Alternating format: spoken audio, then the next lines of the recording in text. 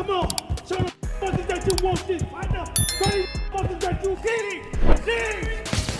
There we go. There we go. There we go. Make the combinations fast. Come on. Trust in your speed, son. He got that killer instinct. He know what it takes to get it done. 4 minutes. That's why it's easy training with him, because he trains so hard. In terms of my training in my camp, I love combat. I love testing myself. What's the word, Chris? Did some cardio earlier. No, Wednesday we got 12 rounds. 12 3-minute rounds. Inside the preparation zone, the energy feels intense as Chris Eubank Jr. refines his technique under the vigilant guidance of his iconic father, Chris Eubanks, with the much-anticipated Benn rematch approaching. The father-son partnership is merging classic toughness with updated accuracy. Eubank Sr.'s signature focus and mental strength are directing Jr.'s training, transforming this camp into a powerful showcase built on heritage, determination, and the pursuit of redemption. In Dubai, I've actually, I've wanted to train out here more consistently for a long time. It's the perfect environment. The gyms are amazing, the nutrition, the food, the sun. As long as you don't get distracted with all the distractions of Dubai, I think it's an amazing place to kind of focus and hone your skills in the fight world.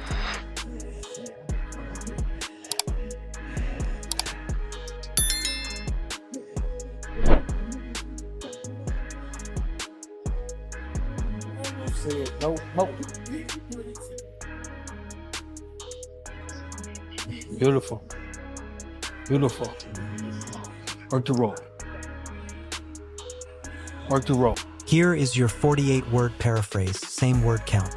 With the rematch involving Chris Eubank Jr. and Conor Benn nearing, the energy around Eubank's camp is intense. Their initial clash at Tottenham Hotspur Stadium in April 2025 ended with Eubank Jr. earning a unanimous victory over Benn after a grueling 12-round battle, leaving Benny frustrated and disappointed. Into this fight and find his range, but find his range he did. They just exchanged the rounds one by one. Eventually Conor Benn looked like he was slowing down, but he found a second wind and managed to take it back to Chris Eubank Jr., particularly just with really aggressive punches. Chris Eubank Jr. working the body, Conor Benn trying to find that knockout punch. It was chaotic, a barrage from both fighters in those final few rounds, and so hard to call. On the fan scorecards, it was level, 114 to 114, and no one could separate these two. But you heard it there, Chris Eubank Jr. wins, and not only does that on unanimous decision, but does it to inflict Conor Benn's first ever. Here is your 111-word paraphrase with the exact same word count as the text you provided. Benn threw 912 punches, landing 215 of his 593 attempts, according to CompuBox data. Yet even as the older and more physically worn competitor, Eubank Jr. still came out on top. Still, the extreme weight cut and dehydration issues tied to Eubank Jr. created serious worries. He came in 0.05 pounds overweight, received a fine, and was taken to the hospital for precautionary checks afterward. Now Eubank Jr. approaches the rematch as the clear favorite, determined to finish Benn decisively this time. Meanwhile, his father, Chris Eubank Sr., stands as a source of both admiration and concern, reconciling with his son while questioning the circumstances. Fined him some £500,000 for coming in, 2 ounces over the weight. It was reported to me by Lawrence Lustig, who is a very famous photographer. Junior wasn't even sweating at the end of the fight. Dehydration. These rules are in place to save my son, to save the lives of fighters. Unfortunately, the reporters, the journalists are not doing their job. They're not holding them to account. Gareth Davis, do your job. Simon Jordan, you speak on boxing, do your job. You are not credible if you let these things happen. What you are is a jester. As I said after the fight, Conor Benn is an extraordinary fighter. Fighting at 156 or fighting a fighter at 160, he doesn't get back down to 147. And if he does, he's not the fighter he could have been. They are dangerous, they are reckless. If the Boxing Board of Control don't do what they're supposed to do, which is to block fights from happening which do not abide by the weights and the rules, you are baboons. I'm not a baboon, and I know this life. I've gone up to cruiserweight, fighting Carl Thompson.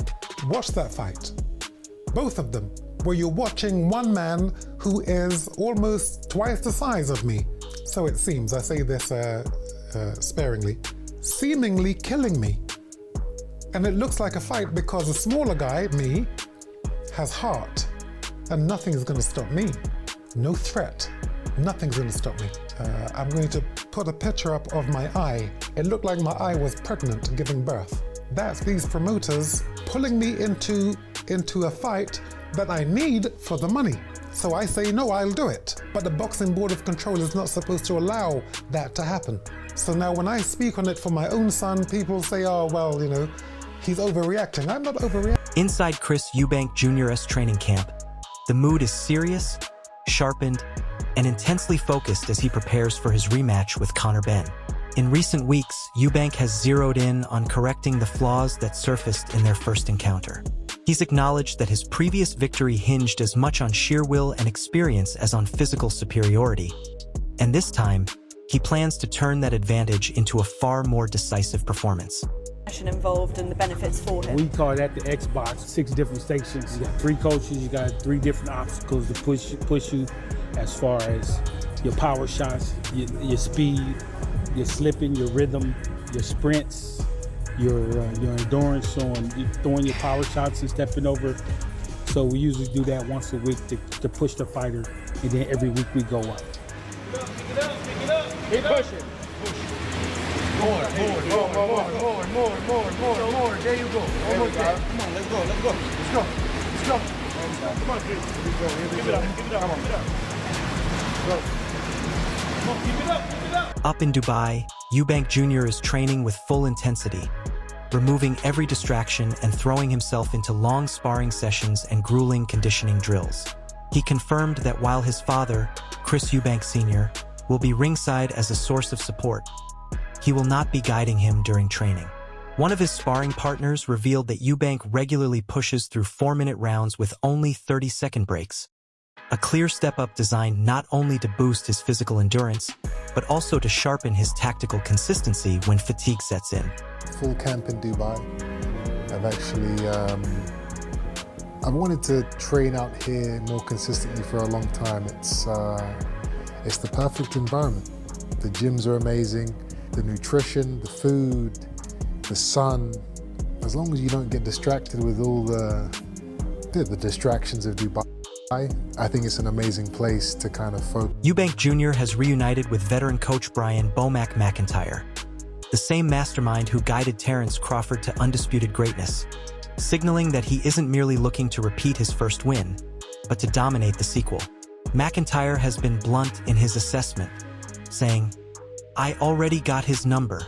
He praised Eubank Jr.'s attitude in the gym, highlighting how hard he is trained and the genuine intent he brings into every session. According to McIntyre, this camp is different from any of Eubank's previous ones. The commitment is total, the focus is sharp, and the preparation is exactly where it needs to be for a statement performance.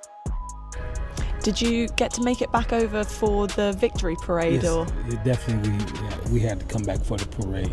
You know, that was beautiful what the city did for Bud. how was that? Yeah, because we've even seen other fights before where there's been a great turnout, but this looked like a whole new level, and so right, it should have been. I can imagine probably close to 1 million people there, I would think. Man, it was beautiful. It was beautiful. Crawford's obviously enjoying some well-deserved time off, but has he spoken to you any more about what kind of next steps would be for him, what he wants? No, not yet. We talked a little bit yesterday, but we didn't discuss anything about boxing. So we just making sure, I was checking with him, making sure the gym was going good, the kids was getting a good workout, and we're putting on another show for our up-and-coming fighters. So, you know, he's working on that, and while I'm working with Chris. Working with Chris, exactly. You are back working with Chris Eubank Jr. You're with him for the rematch against Liam Smith. How did it come about, you coming back into camp with him for this one? Well, while we was finishing up with Crawford, Chris's guys, they hit me up maybe a month out and asked me would I be, interested. I told them, of course, right away, because I felt like that me and Chris got a good repertoire together. We got a good relationship, and we come out with good results. The first fight was fueled by the legacy of their fathers, whose rivalry in the early 1990s remains one of the most memorable in British boxing. Chris Eubank Sr. and Nigel Benn's clashes were steeped in emotion and history, with their November 1990 meeting becoming an instant classic. Both fighters were at their peak. Eubank Sr., an unbeaten and confident craftsman, and Benn, a relentless knockout artist. The bout delivered on all expectations, with Eubank enduring Benn's explosive early onslaught before stopping him in the 9th round to claim the WBO middleweight title. The more recent showdown between Conor Benn and Chris Eubank Jr. has often been compared to the 2008 dream match between Manny Pacquiao and Oscar de la Hoya. In that fight, Pacquiao, the reigning WBC lightweight champion, jumped 2 weight divisions to challenge de la Hoya, a 6-division world champion. Despite doubts surrounding the size difference, Pacquiao's speed and sharpness proved overwhelming, prompting de la Hoya's corner to halt the bout before the 9th round. Similarly, Conor Benn, naturally a welterweight, moved up to take on the naturally bigger middleweight Chris Eubank Jr., and although Eubank Jr. possessed clear advantages in size and experience, Benn impressed many by displaying surprising strength, determination, and durability. Putting the bag on Conor Benn, and here's why. I believe we've seen this type of fight before. The similarities are unreal. 2008. A 29-year-old Manny Pacquiao faced a 35-year-old Oscar de la Hoya. Oscar de la Hoya was the favorite in that fight against Manny Pacquiao because not only was Oscar de la Hoya an experienced and fantastic fighter, he was just naturally the bigger man, and they thought Manny Pacquiao was insane.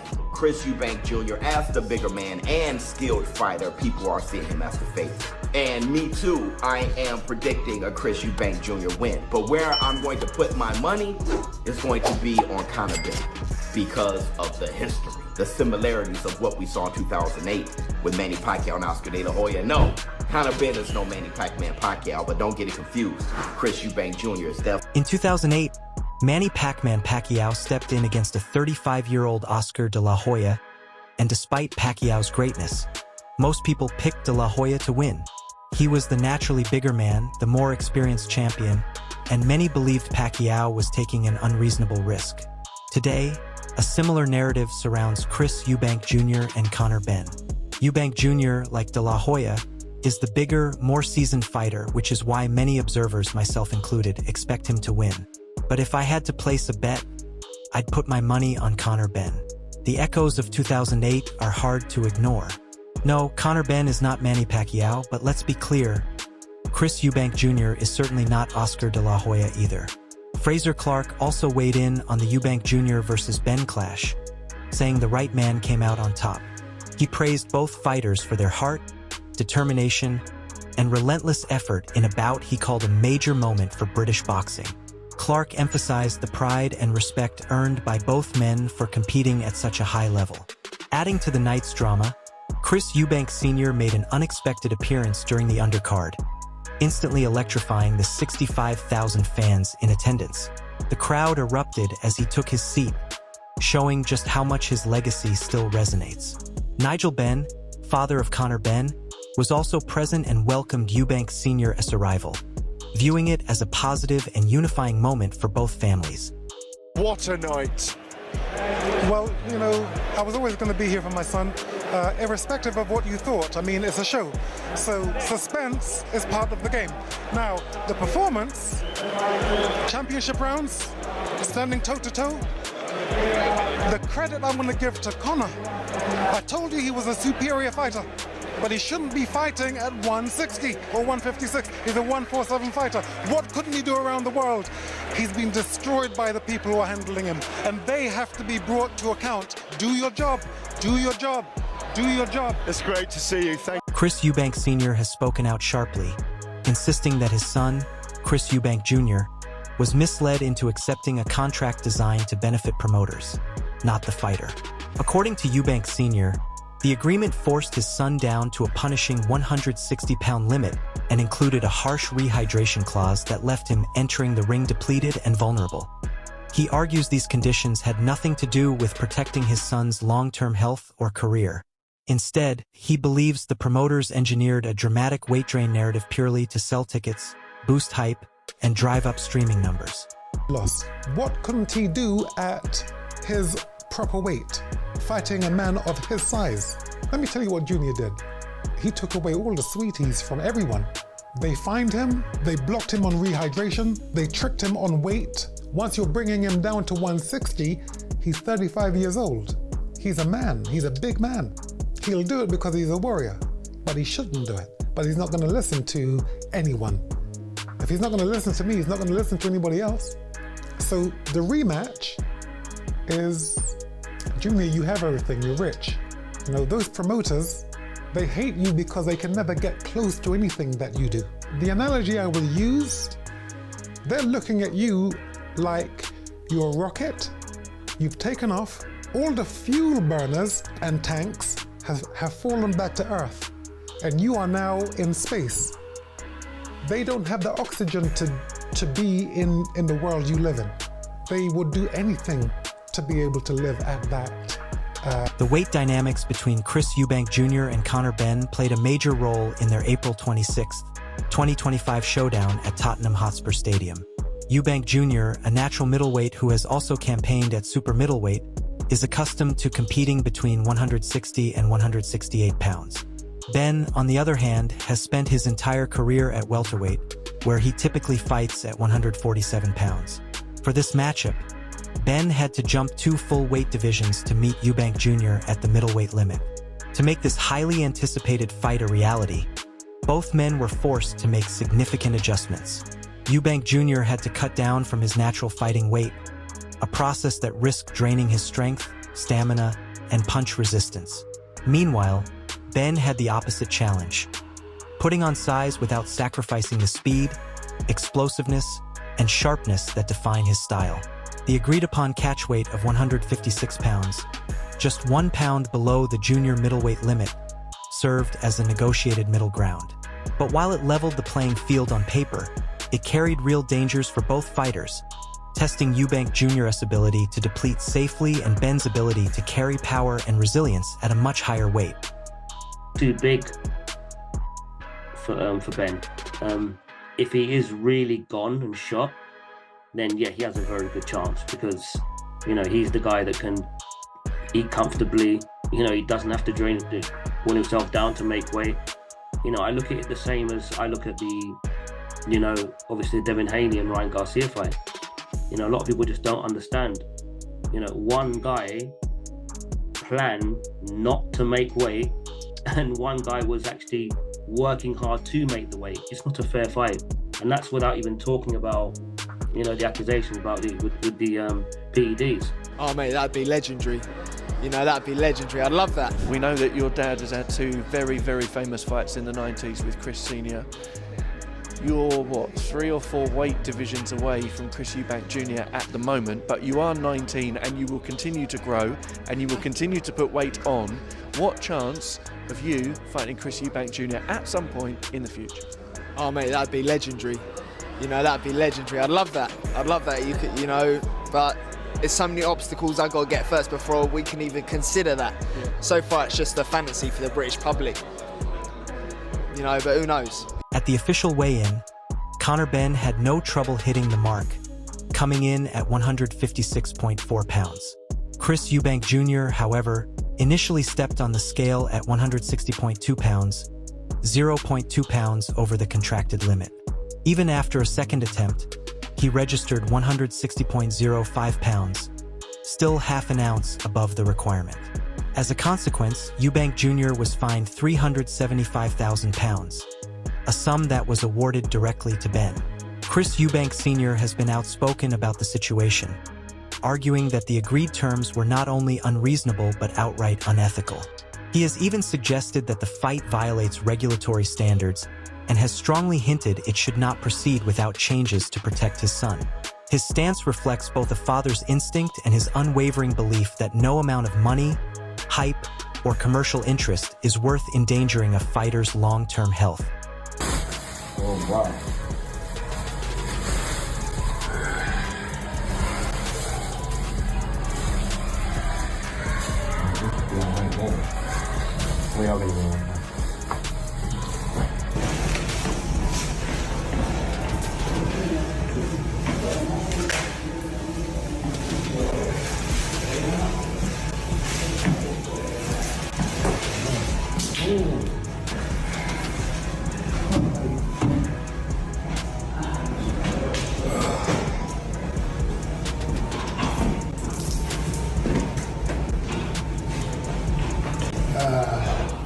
Okay, time to jump in the sauna.